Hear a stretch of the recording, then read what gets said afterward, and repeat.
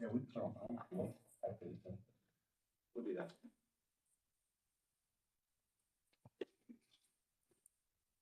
Good afternoon, everyone.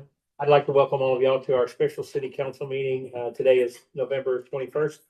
It's 4:32 p.m. and we are located here in the council chambers of Kermit City Hall. If you don't mind, we'll stand to our pledges of allegiance and Councilman Hayes will lead us in our invocation. I pledge allegiance to the flag of the United States of America and to the republic for which it stands, one nation, under God, indivisible, with liberty and justice for all. Honor the Texas flag. I pledge allegiance to thee, Texas, one state, under God, one and indivisible. Let us pray. Our most gracious Heavenly Father, we ask that you be with us tonight. Lead, guide, and direct us, that the information we receive can be processed and used to the best benefit of our city as well as our citizens. We ask that you bless each and every one that are here tonight, especially those who have prepared this valuable information for us to study, consider, and go over. Please let your guiding hands of assurance rest upon all of us during this meeting. We ask all of these things in your most precious name. Amen. Amen. Thank you, sir.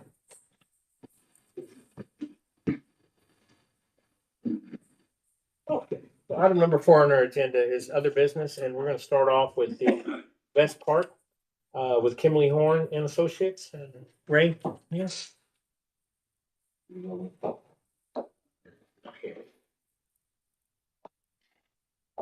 Good evening, Mayor and Council. Thanks for having us tonight. Really, thank you all for considering the adoption of the park master plan last night. So congratulations on that incredible milestone, very important for funding as it pertains to both the items that are going to come up for the rest of your overall park system, but as well as it pertains to Best Park specifically.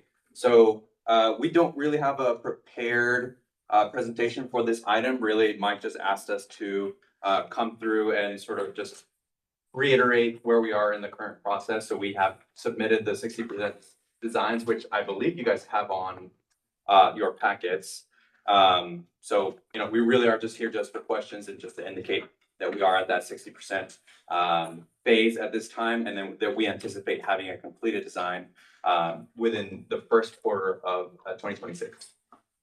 And Mayor Council, I'll let you know that based on projections right now, the projected cost of the Vest Park would be about 11 million.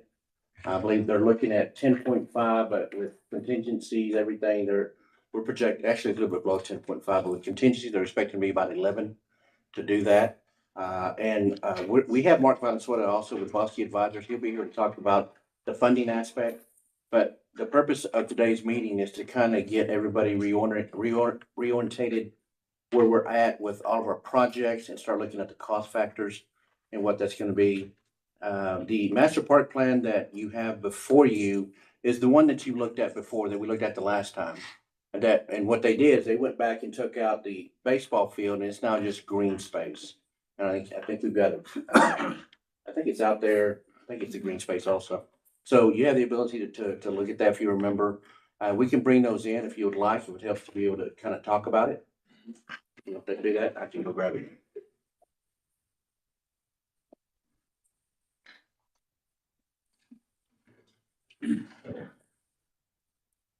Yeah, we could throw up something on the screen as well. We've got a few slides.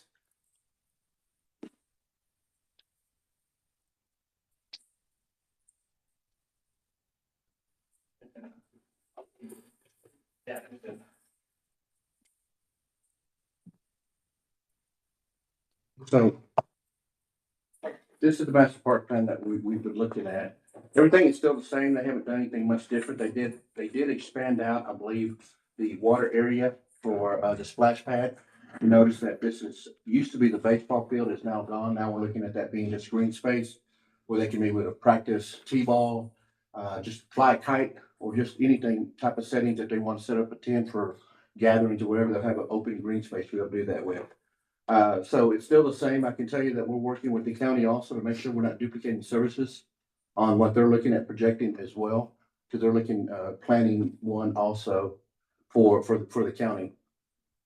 But this is the plan that we're looking at. This is what we're projecting to run in about, projected about 11 million. I think we asked for a second bathroom as well, didn't we? I Yeah, think. they did put a bathroom over here. Okay. Yeah, so just to summarize on the amenities and the program itself, the playground is about 1,200 square, just a little under 1,200 square feet, splash pad, 4,600 square feet. Sports fields include tennis, pickleball, basketball, volleyball, soccer, and baseball, with a couple of fitness areas, 2 restrooms that have been earmarked as part of the new design, shade structures, open space, gathering space, food truck space, and picnic areas. So those are the primary amenities that are featured in the display that you all have seen. Question. Sure. I was looking into the splash pad stuff, and the water is chlorinated when it comes out of being city water, and then it gets used and it gets recycled back. But it's not chlorinated, is it, or is it not chlorinated when it happens in this recycling, or is it just the same water? Yeah, I mean, so part of it is gonna be when it gets treated, right? And that kind of comes in through the splash pad design. But as to the specifics, I mean, Catherine Utecht is the person that had been with the design. So she will have those specifics and I can go back and sort of confirm whether that is the case or not. And a part of what they did submit to us is there's gonna be a unit right outside of that. There'll be the recycling, recycled water processing that'll go through there. But it'll again, clean it out, make sure if it's gotta be chlorinated, I'm sure we'll have a chlorinator in there, but it's gonna be just water over number. And I think on the recycle part, I could be speaking out of turn, there's a lot of ultraviolet light that sanitizes it more than the chlorine. That's how one of the units is Yes, done. sir. It's with UV. Okay. lights. I'm not speaking that that's No, what it is yeah, a I'm lot just of asking. times. Yeah. So, okay. Good to know. The treatment. Cause I know there was some issues with a water splash pad in Tulsa. They had an outbreak of chicken pox and their chlorinator was not functioning, or what was sterilizing the water wasn't functioning the way it was supposed to. And gave a whole lot of kids chicken pox, but Yeah, and there will be an opportunity for us to be able to drain the water out of there and recycle new water in. So, yeah, that'll be a part of what we do in order to ensure the safety from a health safety standpoint for the children that are playing. And the adults like me that may want to. Oh, I hope you're standing in the middle of it. Did y'all have any more questions? Preliminary, like you said, we're at about 60% overall on the design factor. And then I think they've addressed all the little minor concerns, or not concerns, but changes we Right, had. I think, again, because this has been an ongoing conversation piece, they've been very helpful and very good about going back in there and redesigning and changing based on the council input. And so everything that you asked before about the extra bathroom, the baseball field, all that's been removed, or actually it's been taken into consideration. And then I think the comment about having maybe a larger splash pad is now being implemented there as well. So they're taking to that account. My understanding is that they should be about 90% complete about March. Yeah, that's correct. Yeah, so in March, they should be 90% complete in that, which will kind of tie in line with what we're looking at, the funding aspect. So, it will be almost there. They can get ready to go out to bid for it, for that. Yeah, so that would go, the bidding and the CCA would be anticipated within the summer of 26. And then just to sort of talk through some next steps of what we're looking at is analyzing the structural integrity of the multi-sports fields, coordinating grading to ensure the proper drainage on all pathways and across the site. ADA compliance, which of course was one of the key components and big focuses in the park master plan itself as well. Designing an efficient irrigation system, and then the completing the project manual as well. So those are just some of the next steps to get us from 60 to 90%. the current equipment playground, that jungle gym thing, that's gonna go. Yeah, and I think part of that discussion was how accessible that playground was, right? So that was one of the priorities that you all indicated. So that was per the recommendations that we provided and the vendor that we're working with to ensure that that's the case. Yeah. If we meet all the percentages, through the summer of 2026. When do we anticipate construction? Do you remember? Or the Yeah. length? I would say that would all depend on the bidding process. That's kind of, that sort of is a little bit better understood once we receive the bids, and each of the vendors will have their own sort of timeframe. Okay. Um, I know when we met Wednesday with Catherine and the group, that was kind of a question that they asked, and I was like, I would like for this to begin to start by mid to end summer, so that we can at least begin to start clearing out the property and getting it ready. So hopefully that we can get somebody on site that can begin to start, hopefully by, no later than August. Mike, can you refresh my memory on how long we thought it was gonna take roughly? Was it like 9 months or something? No, I believe it was more like 16 months. Sound about right? That sounds right. To fall, Oh, we're spring of 28? gonna demo everything out Yes. there ourselves. Yeah. The plan is that through this construction process, they'll pretty much just clear everything out. They'll probably end up having to bring some dirt in which will be a good thing because we can get rid of all the stickers. But and it'll be just a complete reconstruction from the ground up.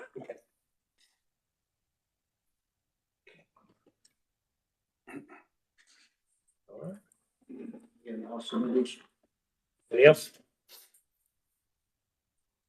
Thank you, sir. Excellent. Look Thank forward you. to seeing y'all in January Thank you.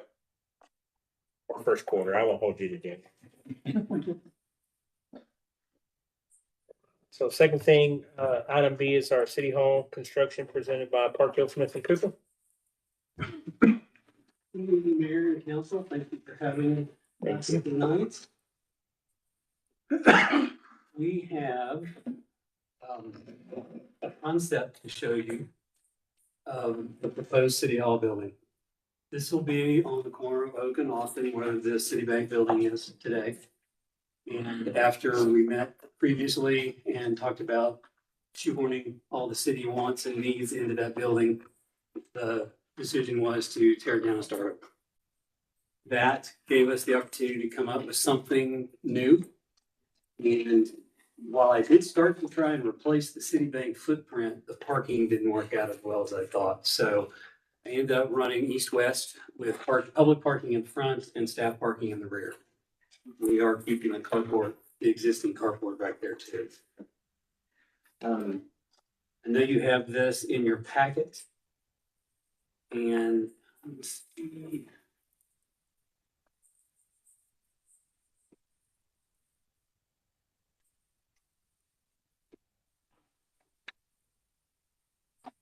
We'll let you know while he's getting that ready. He had and he could probably bring it to you, but he had kind of a rendered sketch that you could turn in a model. But it was on this Apple, and we don't do Apple on it. So, but he does have Had to come over to that the you want to dark look at. side for this presentation. But he did say he'll make it available if you want to look at it. You can take his iPad up there and And you'll see that here in just a minute.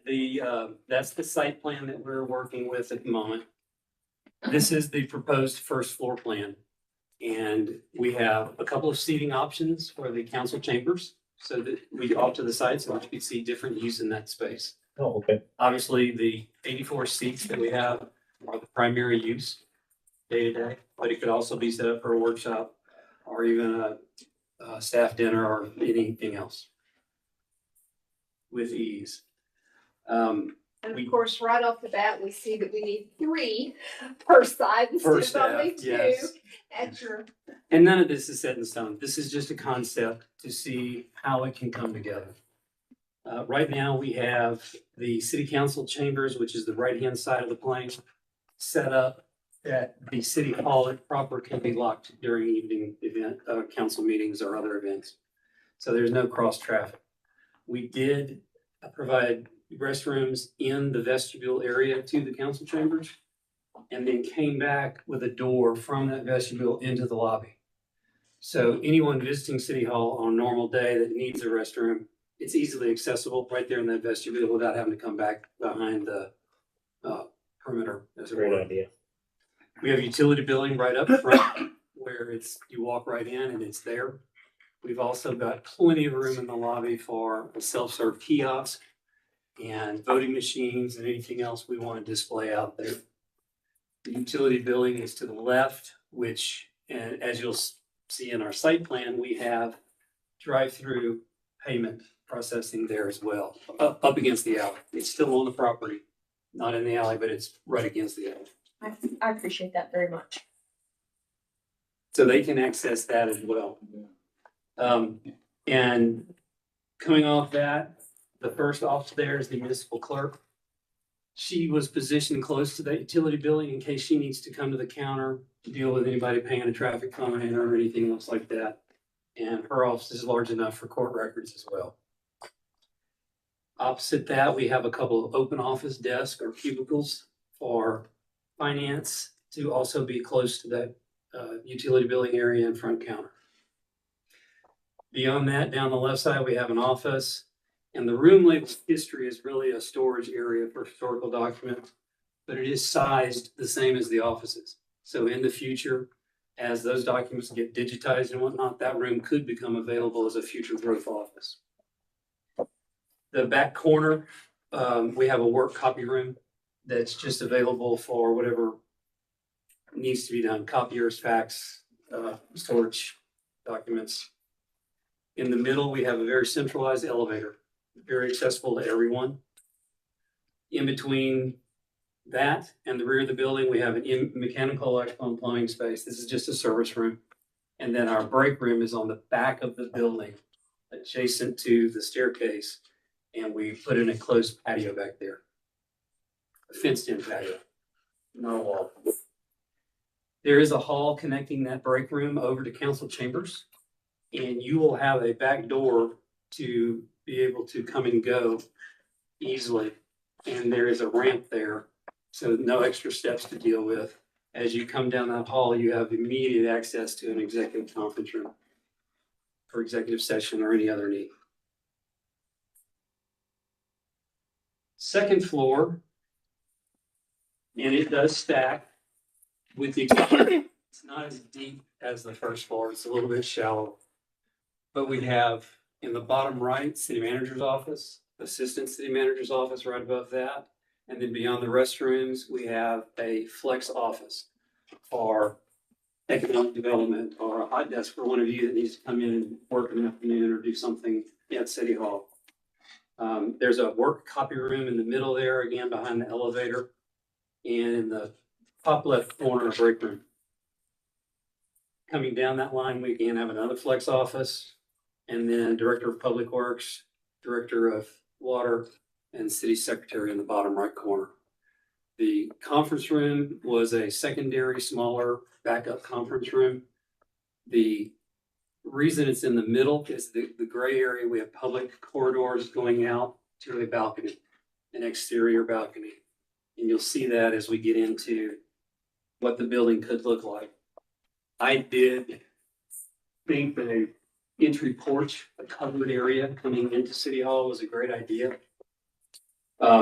By doing that, we ended up with the ability to have that balcony up there, which means during any given workday, if staff or Mike needs to go out and scream and get some fresh air, he can go right out on that balcony for that. He's probably not the one that needs to scream as much. Yeah, my staff is what it is. Running away from Mike. So we have a couple of different views from both sides of the building, and any questions that I can answer about this, I'm happy to. We didn't do a lot of material work on this at this stage because it is just a concept. There's a little bit of hint here of like a stone veneer on the bottom floor, something strong and very sturdy. The upper floor facing that balcony basically has a storefront windows system. Not unlike this, except it does go to the floor. Building metal wood, I mean. The upper, we were looking at doing the upper skin panel, an insulated metal panel, if I can work it into the budget. And we are, I know the site plan says 11,000 square feet. We did get that down to 10,000 square feet. So that helps our budget. We are still somewhere in that $450 a square foot range. So we're looking at about $4.5 million for this. And that it does include the site work as well. does not include the demo. Well, I don't have my OPC with me. I had it in there at one time. I just need to double check. I think that it does. So we have decided we're gonna leave the police here. Yeah, the part of this whole thing is the police department will take over this whole area. Okay. And the discussion also about extending this building out and making this a public safety building where the fire department will basically be located, because they're gonna need bays. But at the very end, when we have the McGuire Annex, all that'll be demoed, all that'll go away. And in that area facing Austin will be offices for the fire department. And they'll have a conference room and a kitchen, break room, stuff like that they look for. That's another part of what we're looking at trying to do, but that's pretty much gonna be a steel structure that we'll put in there, because really 75% of it, almost 80% of it's just gonna be bays for them to park the trucks. The rest of it will be maybe a couple of offices, a break room, or for a room for them. And they do want a kitchen, which is understandable. That's just really, the plumbing for it. But this will end up being the entire Kermit Public Safety Building. Okay. So we'll continue to utilize this.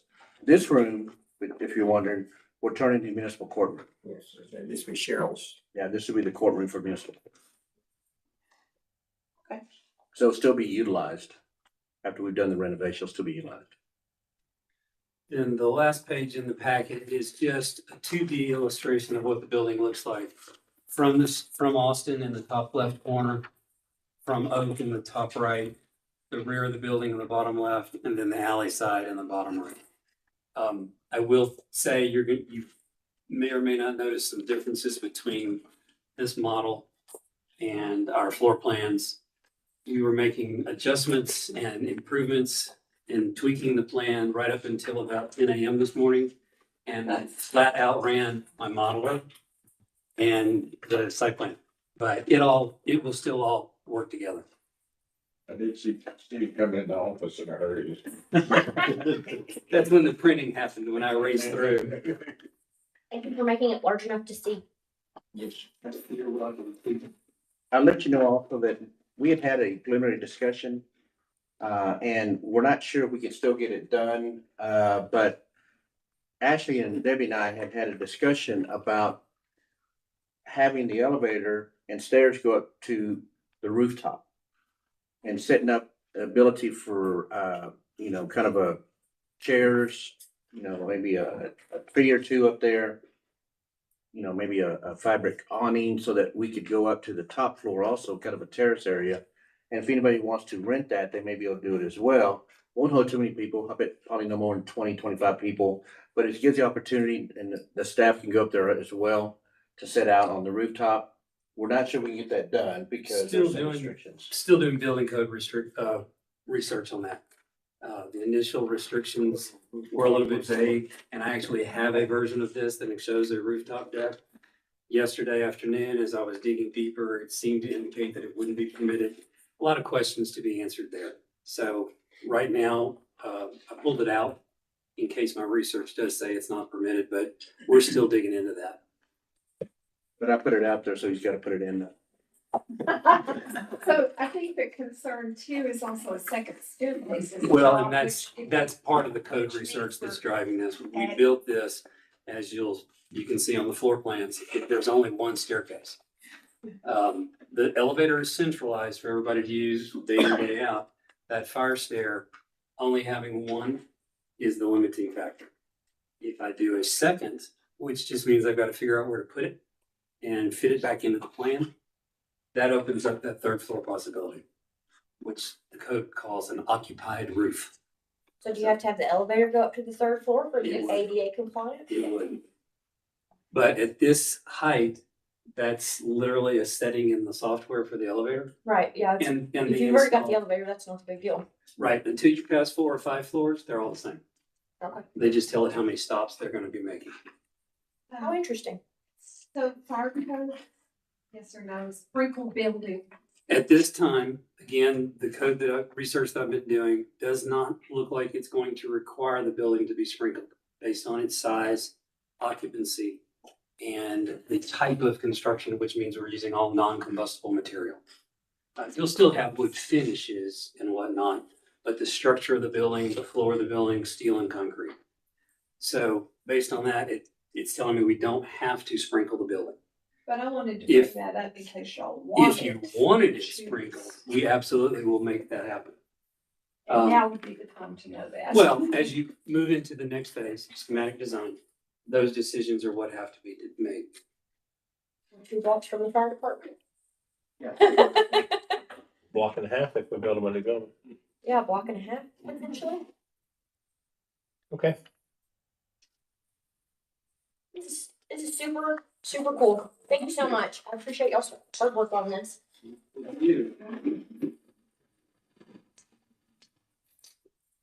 Anybody want to look at his Apple model, this 3D model? And we can do that after. Okay. Anybody want to pick around?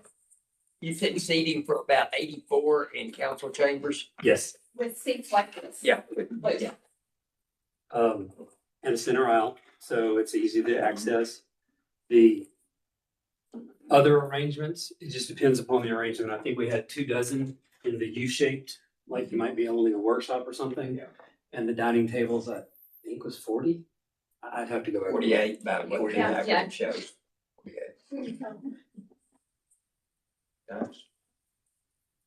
Like it. I very much like that y'all included a drive-through window. I feel like City Hall definitely lost something not having a drive-through for our elderly especially. And that was some of our, so user stories, how your public is gonna use the space.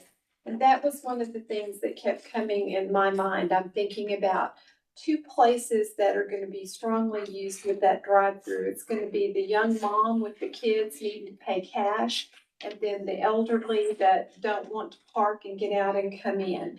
But then they still could if they wanted to park and get out and come in, and there's space for them to congregate and be a part of a community there. So I think our idea is to make this a gathering space to a degree in that you've got interaction with the people of your city, and they have interaction with the city.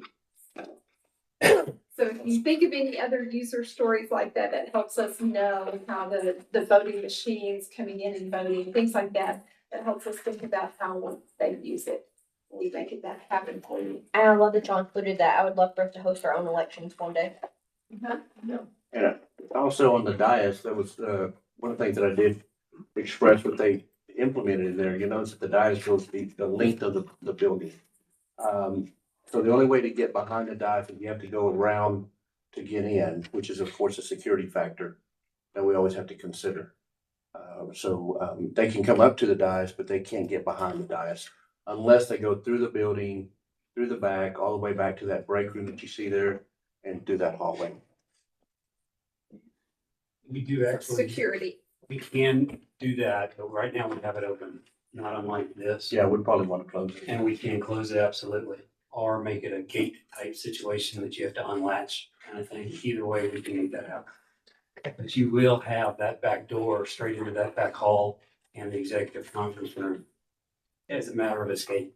I mean, if somebody comes in a rant and raving and you don't feel safe, you just get up and gone. Exit, but not entry. So it could be an emergency exit with Right. card reader entry. The only thing I would say on the side tables is, I don't know how everybody else feels, but I've liked this. Oh, Having in the everybody middle? in the middle. Oh, okay, instead of That on way the you can side. see everybody. It's not, you hear everybody better too. We can do that. And the podium, then you like that better just over here at this side, because the way we have it right now is we show the podium, it would be more like here. So if I'm speaking to you, I'd be here and they would be a little further apart. But if you want to. Yeah, I like the podium in the middle, but But still want this here. I like it. I don't know how But everybody the- else feels. Just from being to the side, just pull them in, A little Yeah, more, maybe just pulled in. okay, but not face to face, not quite this close, but a little. Right. in. Okay. We also, that angled wall that's hiding the back escape and the other side just a storage closet for y'all. Those walls were tilted on purpose so that these monitors could face where people can see them, so just basically straight on awesome, each side of the room. thank you very much. Oh, and we were thinking that those tables would be movable too, so you can place them wherever you want. Right. They're not nailed down, but your stuff is nailed down, yeah. I like that. And again, right now, I think the projected cost is about 4.5. Now, it's conceptual at this stage. Yeah. So, The further we get into it, we'll be able to find out much closer at every phase as we go. so if we want to have, you know, if the council so chooses to make the city manager office gold lace, it's gonna increase a little bit more. But as we go through there, I would probably say safe bet maybe at 6. Be a safe bet. You know, again, we're at 4.5 now, but depending on potential changes. Yeah, potential changes that we may add to it, things that we wanna, and we may take some things away that'll keep it there, but I would probably say conservative number, maybe about 6. And as we'll provide you with an opinion of probable cost, an OPC, during each of our phases, we'll do exactly that. We will recommend a certain amount of contingency be carried for estimating the building, which means escalating cost of the building, design contingency, changes you might want to make, et cetera, et cetera. There's just too much unknown this early. Awesome. Thank you, Kim. Yes, thank you. Moving on to item C, it's our solid waste transfer station, the construction of that presented by Kimley Horn and Associates.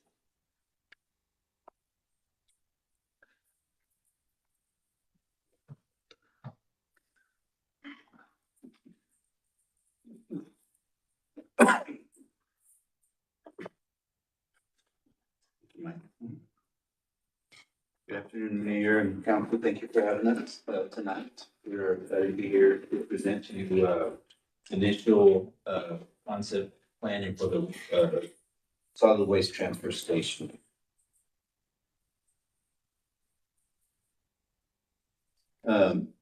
We started off with Mike and staff about September. We kicked off in September. And the purpose of this project is really to give the local garbage trucks a break from having to travel to Odessa back and forth as they pick up the load. You know, that could be very costly, could be very demanding on the vehicles themselves, of the drivers. And so Mike approached us with an idea to do a solid waste transfer station. And we're still at high level. But these are just some of the things that we started talking about in our kickoff meeting. Here's an example of a transfer station. This isn't exactly what it's gonna look like, but essentially the garbage trucks would be just circulating through town, and they would have a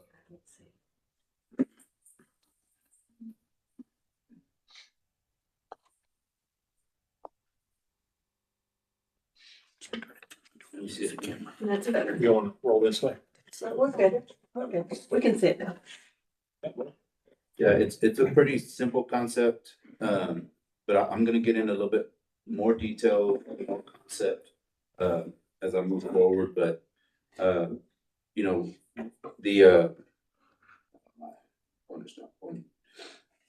essentially the garbage trucks would come in and offload into the transfer station, and then they would roll out and go back and circulate around town. At some point during the day, a bigger truck would come in and take all of that load and go transfer it to the site in Odessa. That way, a lot of the single trucks don't have to do that anymore. And so we're in the due diligence phase right now. We're looking at site evaluation, and looking at property ownership. In the area, we started off in the area of the landfill and the citizen collection station. Cause it kind of makes sense, you know, to keep it out there if we can. And then we'll also, with this project that we're doing, this task, we will provide a engineering report as well as an OPC for an opinion of probable cost. Let me see.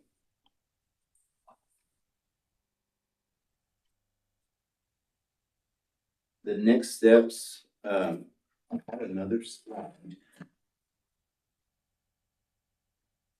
That actually showed the location that we were considering. Must have lost that slide, but I was gonna show you the area of the citizen collection station. Those parcels are, two of them are owned by the city, two of them are owned by the Winkler County, and then there's also a local owner, by the last name of Scoggin, that we're really looking into, because it sits in between the two city-owned parcels. And Mike made me aware today that he's in talks with the owner. She may be willing to sell the property, but for now, we're gonna do some due diligence and get some geotechnical bores on the collection, the citizen collection station area, as well as the other city-owned parcel. We're gonna do 5 borings on each parcel, just to understand what's underneath. Because when I was growing up, I knew that some of that area was landfill. Mhm. And as I understand, just over the years, we may have covered landfill up, filled it with dirt, and, you know, repurposed it to some extent, that we need to really look at what's underneath the ground there. And so that's gonna be our next step, is to do the geotechnical borings and then give an assessment of that report. And then moving forward, if Mike wants us to proceed on to do more borings on the new parcel that we just learned about today, we'll do that one as well.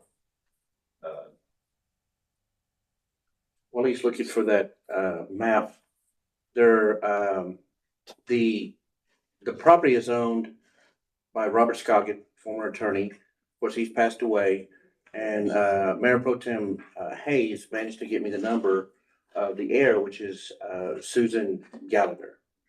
And I visited with her today, and she's gonna come back into town after Thanksgiving. She said she'll go to the office, take a look, see what all's there. She said, I completely forgot we had that property. So, and what I mentioned to her that what we're trying to do is trying to look at that solid waste transfer station. She understood why. And she said, well, you know, those trucks are not made to be on the highway, are they? I was like, no, they're made to be in the alley. I said, so that's what we're looking at, trying to do a transfer station so that we can actually have these trucks last us 10 years as opposed to 5 to 7, because they're just going back and forth all the time. So she understood that, and she said she was open to a discussion with the city about that land. I think we've calculated maybe about 4 acres. And so, but that along with where we're at, and once he pulls up the map, you'll be able to see. But between those two, and what we currently have at CCS, I'm anticipating we'll probably have about 12, 13 acres out there. And the discussion we had today with Ray is the solid waste transfer station being there, but incorporating the citizen collection station as well, so that that citizen collection station can also serve in that same property. And we even took it a step further to say, well, what happens if we move the recycle center over there as well, which would now free up this property on 302. We go back to economic development being prime property space, but have everything that solid waste be out there. What we like about it is that it's off of 313. So they're gonna be able to come right off of a paved highway as opposed to taking the highway that they currently have, or the road that they currently have to go to get to the CCS. This will be right off 313. And so we see that as being a plus as well. So I think there's several factors. The fact that our trucks will no longer be there. Conceptually, what happens is that when a truck goes into Odessa, you're probably talking about 2 hours, driving time over there and back, roughly. But they could stay in line at the landfill anywhere between 30 minutes to 2 hours. And so, and even on a short run, if it's 30 minutes and it's taking 2 hours to go over there and back, they'll make about 2 runs, but they're spent 5 hours on the road. Like 4 trucks going every day. And we have 4 trucks going every day. What, if we can get this to work, this will be a part of what we have to do, just kind of doing some number crunching. I anticipate that we may be able to go down to 3 trucks that can still service the city. And the reason is because they're simply going out to the transfer station, they're dumping, they're coming right back in. And so they'll be in the alleys a lot more. They're not on the road. They're not spending 5 hours on the road. They're actually here. So I think there's a lot of pluses to it for us to do that. In the long run, I think it'll save the city money. Even though I think the projected cost on this one here is about, I think, anywhere between 5 to 7 million for that. But there's a lot of pluses in that from a long run, because now we'll have a transfer station that will be for everything solid waste. And what do we pay for each trash truck? We spent about $250,000. So $1 million for the 4 that we, yeah. A little more, yeah. And in the future, if we are able to do all that, then you might have to pick up another community nearby that might need trash service. Potentially could do that as well. Turn this into something that makes money. Mm-hmm. So the Scoggins own between us and the county out there? Yeah, so what happens, where the citizen collection station is at, if you look, there's like a little handle that goes all the way to 313. It's not very wide, little small strip. And then between that piece of property and where we have ours just south of there, the Scoggins own about 4 acres there. Right there in the middle. And so, did you find it? Yeah, there it is right there. I'm gonna zoom in.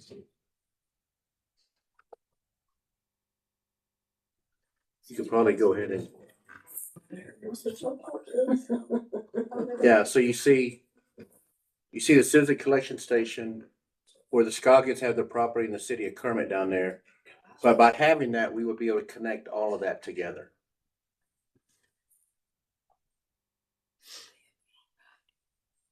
And we can kind of, like you said, redesign the CCS, recycle all that, And I believe kind of modernize we that. had talked about that earlier. Yeah, we're gonna look at, do you keep the CCS there where it's at? Or do you combine the two? Right.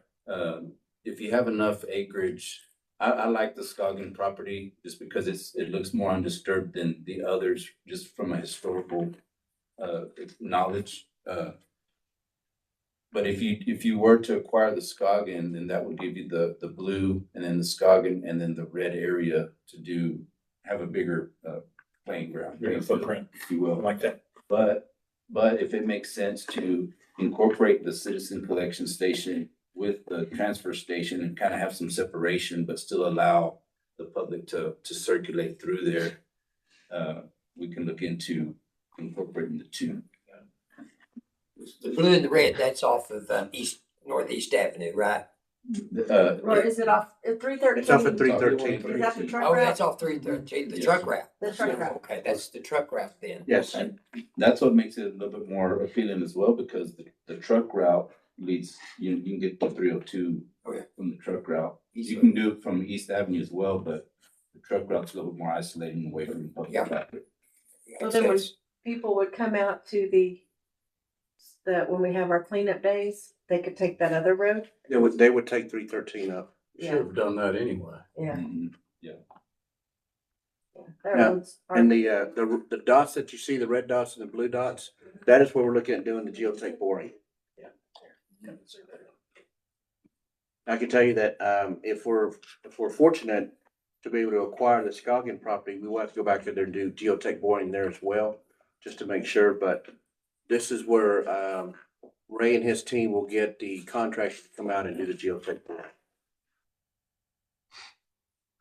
Just for comment. We were looking at the same thing in Odessa transfer station. The wait times at the landfill are problematic. But, with Odessa, we were too close to the landfill at that time that it didn't look like it would work. Your distance is further. I bet it's a lot better, but also that landfill's rough on those trash trucks. The haul trucks will be a trailer, they'll be a little different. It'll still be rough on them, but it's a lot rougher on those trash trucks. We're spending, bringing 4 trucks, it's 5 hours a day, we're spending 20 hours a day at the landfill. Two people out of service, basically. A little more than 2 people. Will this be like an 18-wheeler Mhm. trailer that? Where they You will need a driver for those two, and I think, but still, I think in the end, it'll probably work. He'll be able to tell you for sure, but I'm just my perspective. And just to give you some idea, I mean, there will be some equipment purchases. We'll have to have a bulldozer, maybe a backhoe, front end loader. The long haul truck, whether one will do we need 2? I anticipate one will be fine because they can simply, when they come in, they can dump it on the, concrete pad. And when the truck pulls back, they can push it in there. So, I mean, there's some possibilities of how we could do this. I know that, Cody Short has actually shown us a compactor, a trash compactor. You compact and you can still load it on the truck. So there's some different options that we would take a look at, but to do this is what the cost we're looking at. But that's separate from what our heavy equipment costs would be to do that as well. So you might just keep that in mind that we have a heavy equipment cost. Would this transfer station be separating? I know I've seen some of them that, they go through and separate the plastic, and we're not doing that. We're just getting it on the ground to move it. There is the potential, I know you have the recycling center off of 302. There's a potential to relocate, have a recycling center out here, like Mike. Right, and I But think we that's- wouldn't sort. But we're not sorting. We're not gonna We're sort. not planning to sort, okay. No, you imagine a transfer station and then combine with the citizen collection station and then a separate recycle center, which will basically do what we're doing, cardboard, metal, will be sitting on a different side of that whole property. And they would each have their 3 different purposes. Right. So the trucks actually go into some kind of a building, dump the garbage, and then it's scooped off into a bigger truck that's gonna haul it off there. What size is the building? Right now, like the example I showed you is about a 7,500 square foot building. Just depending on, where we land, it could be bigger, 10,000 or whatever it needs to be. We haven't sized it just yet. Caesar provided us with some tonnages from 23 and 24. And then maybe we'll get the 25 tonnages and get more recent numbers. And as we start sizing the building, we'll use those numbers. All right. Any more preliminary questions? Great, thank you. Appreciate y'all's hard work. Thank you very much. I don't know that I can mention it, Mike, but I think I'd have you guys look and maybe go ahead and start coming in. We ought to eliminate that. I really think it'd take much category problem. The most exciting thing on the agenda, D, is our funding options for these capital projects, and Bosque Advisors has put together information.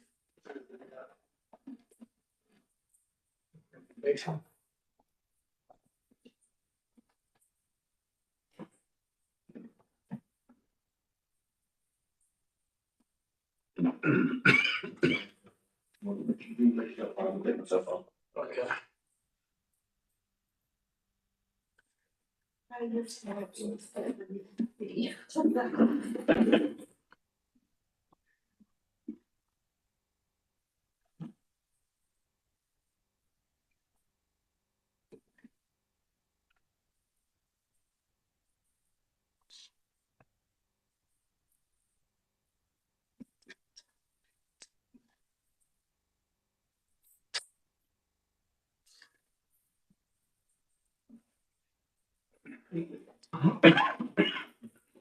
There you go. Okay.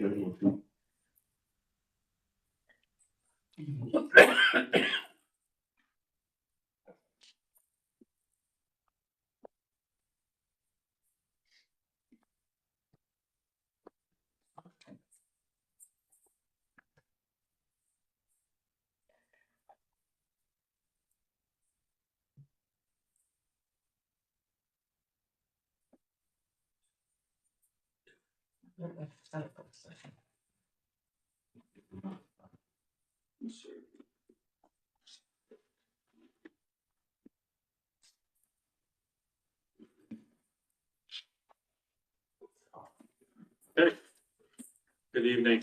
Thank you for having us this evening. I really appreciate being here, Kermit. So and forgive me for not bringing a paper copy. I apologize. We'll make sure everybody has this digital file. So what we're talking about is broad strokes about how the funding might come in place to tackle all these projects and what it will cost the community, and sort of timelines. And so, just for your information, our contact information is all right here, with Bosque Advisor. So let's move to the next slide, Mason. So again, as we're sizing up, as you've heard, our numbers are a little conservative here. We think in a good way. So we're giving you a more, a version of this that potentially could be lower cost to the community. So as we've heard, up to 11 million for Vest Park, 10 million. And again, this is a little bit of a moving target here. For the new city hall, 4 million for the public safety building. There might be some savings in between those two. And then the solid waste transfer station and 2-inch water line replacement. And we recognize that there are more needs in the utility than just the 2-inch water line replacement. So, and again, it's a beginning place to start. I think another part of what's here on the slide is how does the city begin to get to the place where they can finance these? And so we're going to share a few options. The first one's going to be talking about a general obligation bond election. General obligation bonds are voter approved and paid for from property tax. So, and I'll talk about those impacts. You also have the ability to not go to voters and do what's called a certificate of obligation. Still can be paid from property tax or other revenue streams of the city. And then the utility financings, we're really talking about the revenues of the utilities that would be associated there. So let's move on and get more into the details on the numbers. So as we line up, and again, it's going to be your direction that tells us what projects stay where. So for instance, it could be just that the city park, Vest Park renovation would be part of an election.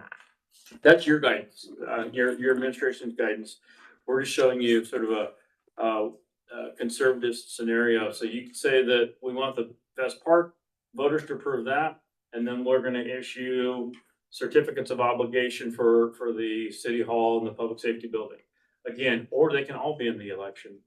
In Texas, as you know, May election this coming up year, action by the council has to occur by January. And so we have a calendar of all the events that need to take place by this council if you want to move forward with an election so that it's on the ballot for voters in May. And we'll share that as well with you. So assuming that all of this is going through an election, $25 million question is what would be on the ballot. And the big question from the community is going to be, well, how much are my property taxes going to have to rise in order to pay for this? And so the table there on the far right, and I apologize, it's not easy to see, but I'll just work through a couple examples. So if your home is valued, the assessed value on it is $160,000. You're currently paying city taxes of roughly $600. In that case, if voters approve this 25 million paid for over 20 years, your taxes would increase $1,400. So from 600 to 14, and you're in addition an additional 1,400, and so your new taxable for the year would be $2,000. Under the scenario where you have $25 million of general obligation bonds outstanding over a 20-year period. Let's move on to and that's a 88 cents per $100 of value on your home. That's the increase that would happen in that case. So, here's a few scenarios. So, and I recognize that kind of $1,400 increase per year is substantial. And the investments that we just heard about, they're fantastic for the community. But sometimes, folks are still concerned about the increase in in property tax. So we wanted to show some scenarios. In Texas, you're not limited to 20 years, and I'm going to show you 30-year scenarios as well. So you can sell the bonds for 30 years. But again, the first scenario here is 100% completely financed by property taxpayers. They're going to see their increases that I just talked about. That $25 million is going to cost about $2 million per year from property taxpayers. Then in the middle section there, we said, well, what if the city kicks in some of its cash that it's currently investing, or there's some other source of funds out there in the world that might support it. That middle scenario is the election would be for 75% of that amount, and then the city would contribute 25% of cash. And in that case, taxes would increase 66 cents per $100 of value. And the annual payment would be about $1.5 million. And then in the bottom case, it's a 50-50. Go to the election for 12.5 million, not 25. And wherever you can pull the other 25 or 12.5 million out of cash. And that might be a difficult scenario for the city, given where your investments are currently, and frankly, they're held up maybe a little bit longer than that time frame. But again, just for a scenario, 50 financed, 50 cash, and the tax rate there is 44 cents per $100. So half of what we saw from that beginning. So that bottom scenario, it's an additional $700 per year to taxpayers for that bottom scenario. Just again, kind of gives you a perspective on the costs just for the general obligation bond. Let's go to the next slide. Again, in Texas, you can go out longer than 20 years on voter approved general obligation bonds. In fact, you can go to 40 years. But 4 years is a long time to take on debt. It's a significant interest cost. And so we wanted to just give you this 30-year scenario. Same conversation. Really what happens here is just the annual payments that are paid back over 30 years are reduced. So before it was about a $2 million payment per year. Now it's a $1.6 million payment. And so that translates to property tax payers. So before, in that first scenario, that 100% city financed, it was 88 cents per 100. Now it's 70 cents in this scenario. When you stretch it out, same amount, 25 million, but you stretch it out by an additional 10 years. And then I'll just jump to the bottom one, 50-50 in this case. When you stretch it out to 30 years, it's 35 cents per 100. So again, it's becoming more affordable depending on the structure and the choices that you all make and what you include if you want to go to voters for that. So let's move on now to the summary of that. And we just wanted to kind of give you that view again, setting up a 30-year right next to the 20-year. Some of and I'll tell you, we're using the same assumption for interest rate here. So there's no change in that perspective. As you get closer to this, we're using a 5% interest rate. The market is better than that right now. But again, we just want to be conservative and keep the numbers simple. So again, under the 30-year scenario, your average payment where you're fully financing with property taxpayer money is about 1.6 million. Compared to the 20-year structure, which is closer to 2 million. And when you compare the two different interest costs, so in the 30-year, you're paying almost $22 million of interest, compared to 13.5 million on the 20-year. So again, you have options here, I think is really what I'm trying to share with you, depending on how much the city may want to contribute to all the projects from cash or how you might want to structure it from a timing perspective. So let's move on to the next section of the presentation. Before we move on to the utility, do you all have any questions about the general obligation or property tax presentation I've made so far? Okay. So let's now move on to the utility side of this. And again, we took the same approach. We just want to be real conservative about how we're looking at this and sizing it up. So Mason, let's move on to the next slide. So we took a look at your utilities. Again, we're considering about an $18.5 million financing here for those two projects. And the utility revenues are robust. There's strength in them. And as we just heard on the solid waste transfer station, we would expect that there would be savings in the operation that can help to contribute to the financing of the $8.5 million. We want to get into the details of this more as we learn more about the process, but we certainly know that some of that financing cost will be offset with those savings. And then on the water line and frankly on the utility side, and we're using audited information. I think Mike Ayers-Mendez has a bit better information. There was something in the audit in the 24 that I pointed out. I don't know that it's exactly correct or the way they're reporting it. You have a tap fee currently in place of $12, and that's paying for some existing debt. And you can see in 23, year 23 under tap fee, it was $409,000, or all the fees of the utility were. And then in 24, it went down to $153. So I'm just wondering about what's happening there. I want to dig in more on that. And so our information is a little bit more dated compared to the budgets that you're operating under. It's switch auditors. And it may just be the way they're capturing it or reporting it. Well, and I've asked Leanne to take a look at that, try to figure out why those tap fees dropped so dramatically. They should not have, because we're still collecting the $12. So they should not have dropped off that dramatically. So I don't know if there was a journal entry being made that moved that money somewhere else that's showing up in a different part, or if they had it done. So What year to what year? in fiscal year 24, which would have been October 1 and 23, September 30th, 24. So, but yeah, I've got Leanne taking a look at that. Thank you so much.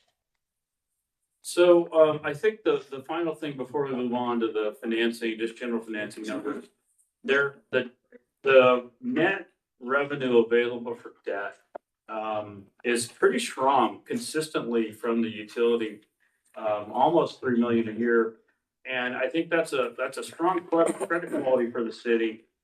So again, with savings in the solid waste operation, with some of this available revenue to pay debt, there's a strong opportunity to finance these under strong conditions. We assume that the bond rating for the city, and I know that the city doesn't have a bond rating, that would be part of the process as well, is to obtain one. We're assuming that the bond ratings in the what's called low investment grade, which is BBB plus. That's an S&P rating, and again, that's my guess on what it is. I don't get to guess when it comes to the rating agencies. They get to tell us what it will be after they've done the analysis. But our sense is the city's a BBB rated entity, and so again, the financing costs we're looking at align with that rating. So, and of course, we're always looking at ways to improve ratings. The work that you're doing on your investment side with the amount and Mr. Ayers-Mendez, what he's doing and the returns that have been happening there, that's a strong credit quality. These net revenues here on the utility are a strong credit quality for these financings. So let's go ahead and jump into what this looks like from a financing perspective.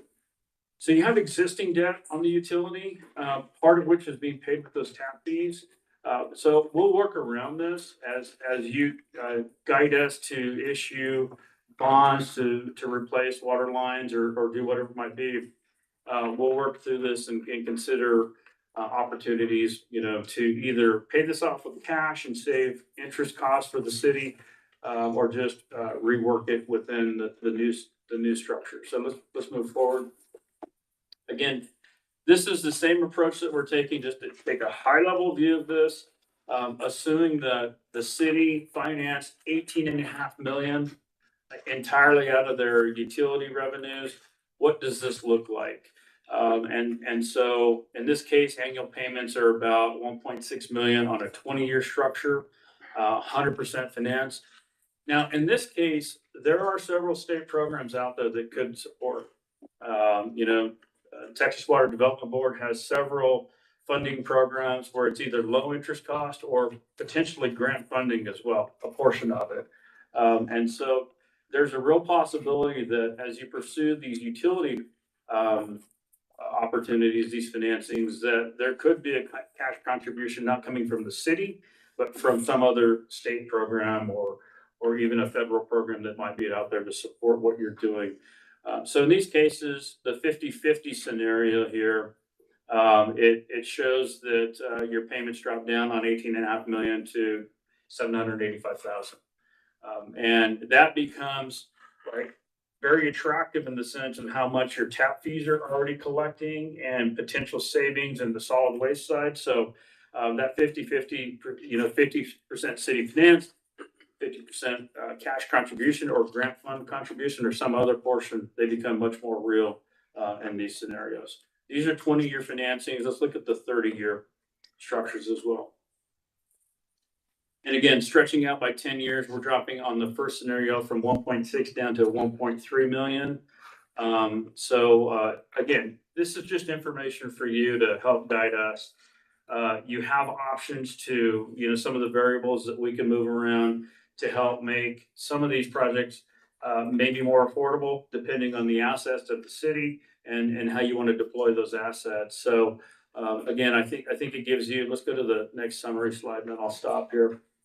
It just, again, gives you a perspective on if you stretch the debt out to 30 years, it makes it more generational. So people that are benefiting from improved water lines, that you're making those investments today, in 30 years, they're still going to be benefiting from those water lines. And so 30-year financing is not necessarily out of bounds in that perspective. But you do get that perspective that when you go from 20-year financing, paying interest costs of 12.3 million, and 30-year at 20 million, again, you have some variables there to really manage that.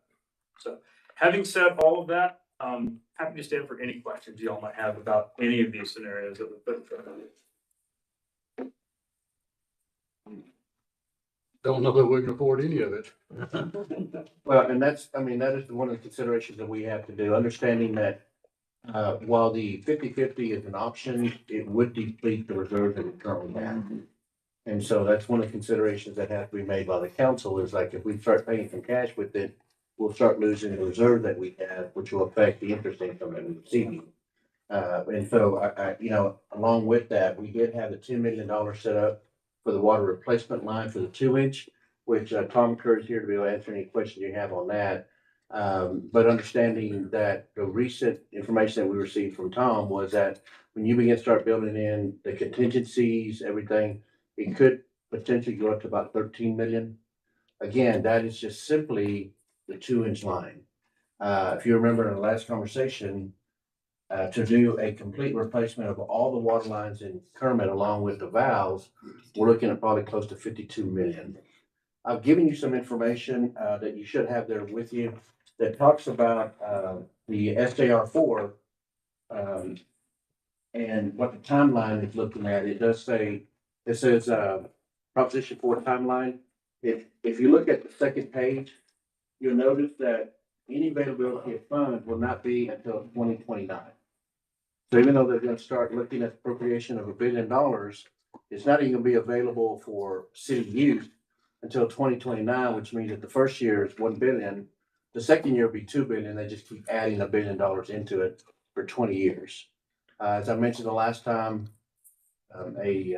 something I was listening to said that in order to solve all the state of Texas problems, you need 154 billion. So it gives you some idea as to what they're looking at there. The SJR4, which we talked about in the legislation with the SB 7, there was 2 things that was going to handle. One of them was the creation of new water sources. I've got I printed this out for you as well, which is also from Texas Waterford Development. One of the functions that they're looking at is the possibility of brackish water. In order to use that to be able to desalinate and use it for water use. But you notice where we're at, we don't have much brackish water in our area. And you see in Winkler County, there's not much there. So we don't have a lot of brackish water that we can begin to start tapping into. The other half of that money receiving would be for the water line replacement we talked about. And so, so there'll be money for that. As we've had a conversation with Tom, it's gonna be extremely competitive. And when you begin to start taking a look at a lot of the times that the focus is placed on cities that are east of I-35, we have to struggle to be able to get any money out here. While we'll attempt to go for some of that money for maybe future projects, we can't even start looking at it until 2029 anyway. And there'll only be one billion in the pot, which is really not gonna be much at all. And so that's a consideration we have to make. The Water Development Board, also a definite option for us to look at, grant funding. The plan that you approved at the last meeting for Park Hill Smith to do that hydraulic study and on the water line will give us some information that we need. One of the other things that we will have to do also is to do a water rate study. The bonding companies will be really good about telling us, based on your current amount per 1,000 gallons, you don't have enough to meet the debt structure. And so they will say, we recommend that you increase it a certain amount, which we did at the last city that we were at. And we ended up having to increase our water rates in order to be able to just refinance the bonds that we had. But the bond company will tell you that in order to be able to meet the debt structure. One of the things I do want to point out is, as Mark was talking about, is that we currently have the tap fee for the 2009 series. Yes, sir. And the 2018 series that we talked about. A discussion of using the reserve that we have in those two bond series and taking our cash that we have and just pay off those bonds. That would remove the $12 tap fee that we currently have on the utility bills and be able to replace that with what we're looking at here on the solid waste transfer station and the water. So if we were moving $12 and let's say the debt to carry this 14, 15, there's only a $2 or $3 increase on utility bills to carry it, but we got a brand new debt to help fund the water line replacement and the solid waste transfer station. So there's a perspective for us to be able to take a look at from that standpoint as well, to do that.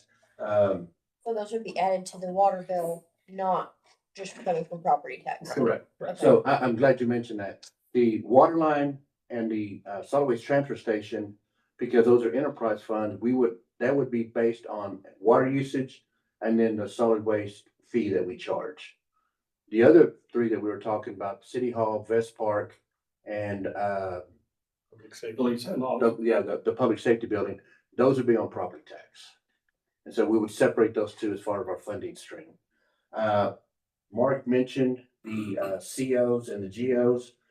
The GO bond, general obligation bond, is, if it's a call for a general obligation bond, then it would be a May election.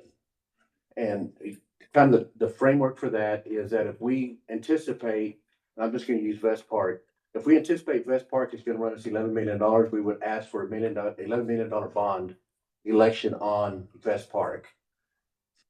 And we're subject to sticking with 11 million. Okay, for each one that we have, the three that we're talking about. So if we tell the public we want 11 million for Vest Park, anything over that, the city would have to fund themselves. So that's one thing I wanted to tell you about. So we're restricted to that particular proposition that we tell them. If we use certificate of obligations, which is still a possibility, that is simply a vote by the council, but there are restrictions and criteria put up that has to follow. As an example, the moment that the council chooses to go certificate of obligations, there is a state requirement that we have to put it out there for 46 days, which means in those 46 days, we'll have public hearings, people will come in, they'll be able to speak, and the public has the opportunity to be able to come in and say something about it for 46 days. Because the January meeting, 46 days later, falls between our February and March, you can anticipate that we will bring it back up in March. And a vote would be taken in March by the council on how we want to handle this. But there is the opportunity for, the public to speak, which is one of the things that we do want to make sure that we have. The other thing about the certificate of obligations is that when we do those COs, we have the opportunity to move money around. As I was mentioning about the park being 11 million, if it comes in at 10 and City Hall goes over by $500,000, we can move that money over to cover the overage. The under for the City Hall. We have the opportunity to move money around to be able to cover that because we're simply saying we're going to issue this amount of debt for these three projects. And so that's another thing that I did want to point out to you. That was how they explained it on the bond election to the school district last year. Yes. Rodney, do you remember how much the school bond election was? I was just thinking that, I don't remember Is it exactly. 46? It was a lot. It was a lot, but only two of them passed. There was actually three. Yes, the trailer park The didn't trailer pass. park And made that's the housing. another good point about the, And after the third one, they finally did what they said they would, tear down the high school. so the GO, if it goes to the voters and it is denied, you cannot bring it back up for 3 years? 3 years. So that's another thing to keep in mind. We want to do some investigating on how much the school bond was and how much it increased taxes. I just pulled it up here. So the government ISD back in May of 2023, Proposition A was 118 million. And that was for the building and improving school facilities. Proposition B was 2.4 million, which was the stadium improvements. And Proposition C was for 11.2 for instructional technology equipment. So 131.6 roughly. Did And those are the ones issue, that passed. did they issue a certificate of obligation? GOs. Those are GOs. Oh, geos. Okay. Now, understanding that, So I in believe other school district's a little different. They have to go to GOs, right? Oh, Yeah, school districts have to go to GOs. I think the trailer park deal probably kicked people off on all three of them. Yeah. That's just my opinion. And so I think they had 4 propositions, or 3 of them passed, Yeah. but three the of the one four. that, of the housing, which is now Vest Park for us, that one's the one that failed. The 3 that I mentioned were the ones that passed, which is. In addition to the intermediate or the elementary building, the reconstruction and all at the football field, The junior high Yeah. track. junior high track and those other modifications that were made. New roofs for 2 of the buildings And, So keep in mind with what we talked about last night too, a little bit with EcoDev. These are things that do attract more tax base to Kermit. So as we're moving through this next, 30 days or so, keep that in mind too, that we're gonna possibly obligate ourselves now. But like Mark said, that's 30 years worth of benefit or 40 years worth of benefit or whatever. And it's all part of that master plan if that's what y'all decide to do, so. if we go for some of this and it goes on the ballot, will it be like A, B, C, D, just like what it was with the school? I do want to point out that, and Mark can probably attest to this, is that the reason that we're looking at such an increase is because our taxable assessed value is so low. And understanding also that, Kermit has a fairly, I would say a low property tax per thousand, or per hundred, I'm sorry. So it is low at 0.33. Remember, we were at 0.37 last year. This year we're at 0.33. And that is based on the fact that our taxable assessed value did not increase as much. We're about 276 million. And that's what we figure it from. But again, as the mayor was talking about, as we begin to start looking at economic development and looking at some businesses that could come in here, that taxable assessed value will begin to start increasing, which means that now we have additional funding to be able to pay for the debt structure. That sound correct? Correct. You're talking about possibly doing it like what you said a while ago, not everything on the. So there's several options, and that's one of the things that we have to talk about from the council standpoint. General obligation or certificate of obligations. The water would be the water line and the solid waste transfer station because that would be a utility revenue. It would still be strict of obligation to do it, but that money will be coming from an increase, as an example, in the water rates and an increase in the sanitation rate. But understanding that what we discussed was that currently there's $12 added to each bill for the sewer bond that was out there. I can tell you, I think Mark's recommendation is we just need to pay those off. Get rid of it, that debt is gone, and then we'll have this new debt that would come in for that structure. And we don't know what it'd be, but $15, $16. So an increase of $3 to $4 Overall, over what we're paying right now, roughly. I saw what we owed still on those Posted that on that Yeah, other so one. page In our 9, maybe, budget. maybe page 9, somewhere right in there. Oh, It's is it in the in here? purple box. the, Series 2008, we still have, about 1.7. Understand that that is currently scheduled to pay off in 2028. We're about 3 years left. And then the Series 2019, we owe about 2.9, and that's scheduled to pay off in 2030. So we have about 5 years left. Yeah. And I think that, I would agree with Mark that we need to pay that debt structure off. We can tap into our reserves to do that with. But the benefit that we get is that we're now looking at the replacement of the water lines and everything. Now granted, there's a possibility that we may be able to go to the Texas Water Development Board and receive a low interest loan of the 10 million or 13 million, I'm sorry, to pay, but understand we're only tackling the 2-inch lines. Which according to the best study we have, those are the worst shaped, right? That's correct. And but my thought too on this, Hill, is if we pay off the existing obligations on the sewer, that's showing our taxpayers that we're using our money wisely, you know what I mean? And not burden them for another 5-6 years. And just piling stuff on top. We're actually taking some of the money that's in reserve, paying off those obligations and moving forward with a new 20-30 year obligation. That would be 2.5 million to get us Clear that's what's the slate clear there, right? Cause it said outstanding was 83, 830, and then 2.9 and 1.7. 2.9 for is that what you're asking? We're on a different page. I'm on a different page. Okay. But page 9 shows what our current obligations are. Yeah, Right. for 2008 and 2019. Yeah. 4.7. It's 2.5, huh? Very top. Yeah, we're showing, we're making the assumption that 2025 payments have been made. Oh, so, yes. Yeah, it's a little bit low. Yeah, that's the assumption. I'm sorry. Yeah, 2.5.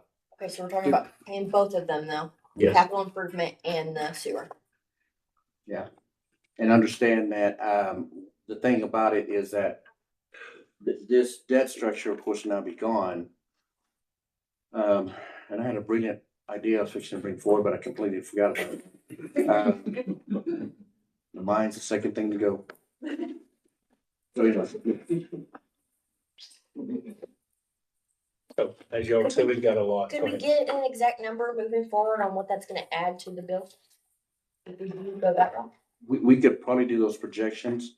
We'd have to go out and find out from the Texas Water Development Board, which would be the best one to look at, whether it's a SWIFT funds, or, any other type of funding mechanism that they have, because they issue, debt pretty regularly. Look at the Texas Water Development Board, you see that they're always issuing and funding certain projects around the state of Texas. So we can take a look at that to see which one it'd be, whether it's gonna be a low-cost interest loan, whether we do a debt obligation. We have to just figure out from a financial standpoint, which benefits the city the most. Yeah. So where I was roughly coming up with that is our original obligations were just under 7.9 million. Mhm. And it was $12, so I kind of just divided it up into quarters. So another $4 would put us at about 13 million roughly. And that's just an estimate. And a year ago, we had about 14 million in reserves. And right now we have about 12. But remember, we spent about 1.7 on the AMI system, which we paid cash for.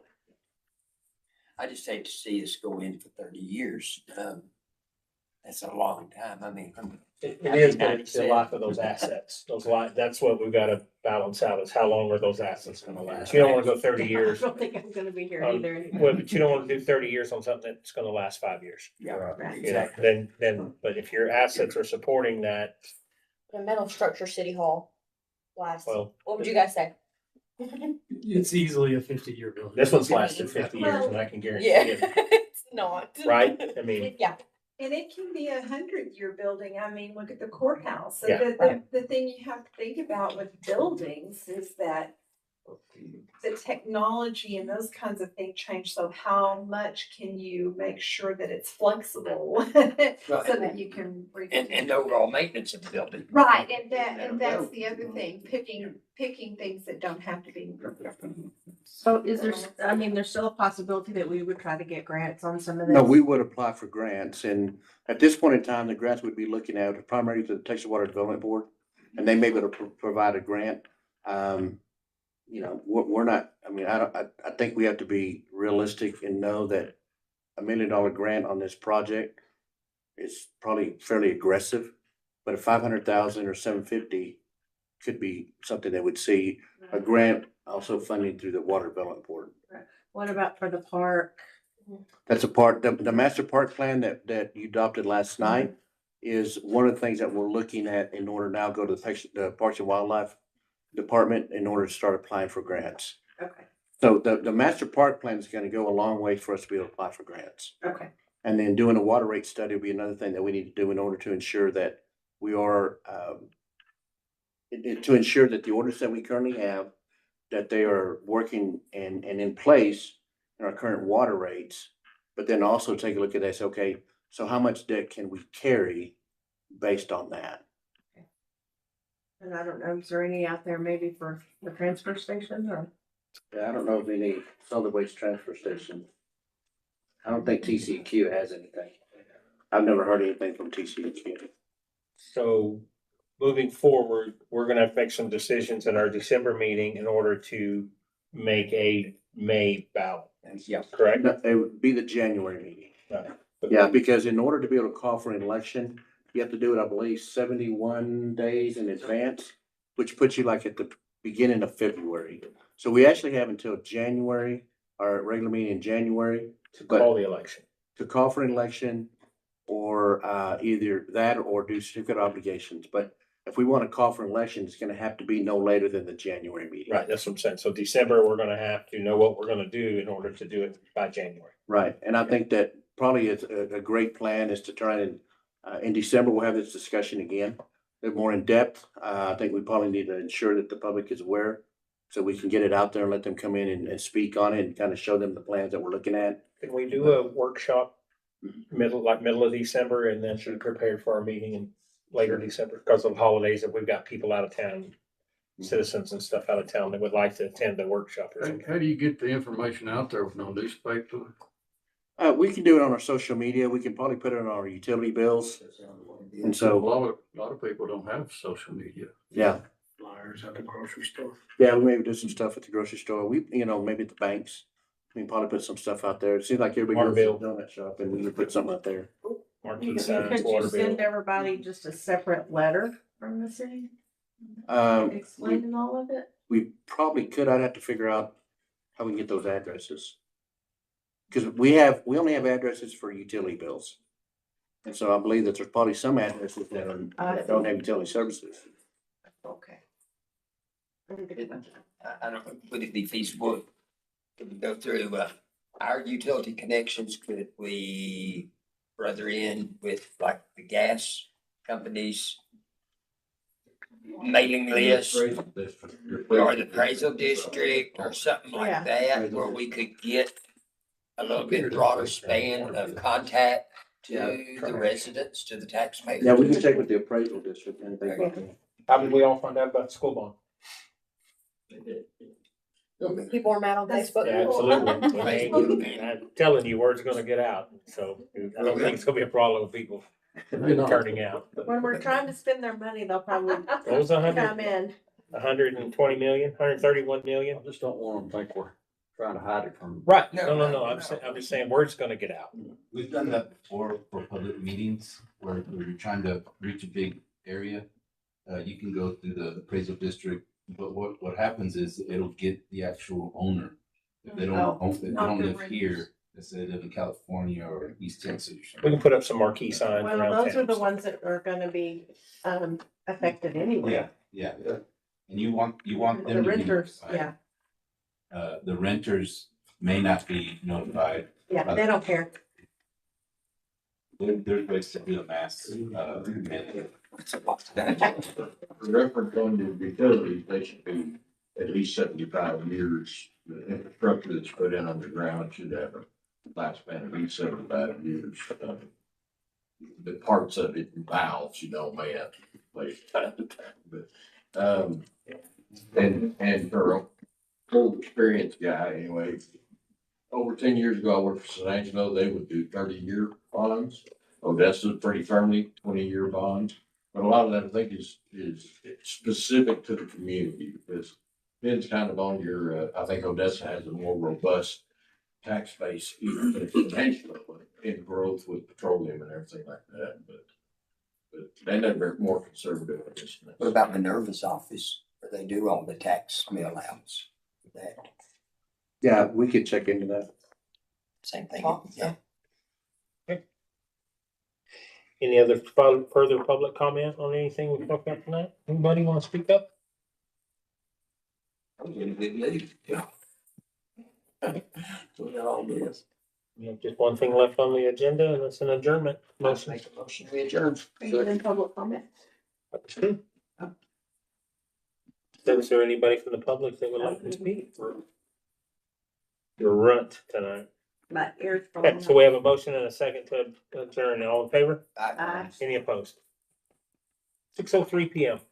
Thank you all very, very, very, very much for coming out on Friday night.